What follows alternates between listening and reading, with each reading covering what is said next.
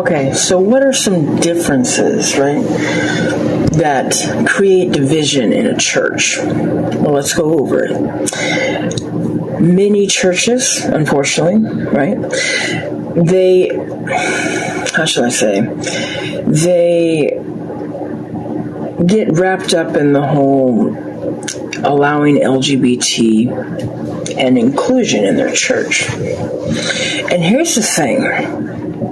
We are called to love everybody. Doesn't matter if you're Jew, Gentile, doesn't matter. Okay? Doesn't matter your cultural background, nothing. So in Romans 13:10 it says, love does no harm to a neighbor. Therefore love is the fulfillment of the law. And Colossians 3:11, here there is no Gentile or Jew, for you are all one in Christ Jesus. The problem, while it promotes love and unity, the problem with a lot of churches is they want so badly to show love to this particular group of people that they completely toss aside the reality that to affirm a same-sex marriage goes against God's own laws. It talks about in the Bible, you need to look it up, about how there should only be marriage between a man and a woman, okay?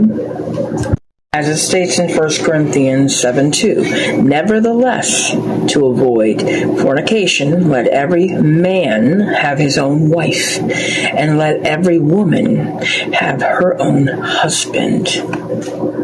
It always gets to me when Christians, right, professed Christians are like, I'm for abortion. See, that doesn't mesh well with God. Okay? Why? Because murder is wrong.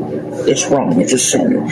But to also take a life of a child, that's even worse. Because God talks about, do not mess with my children, or I will tie a millstone around your neck and drop you into the ocean kind of thing, you know.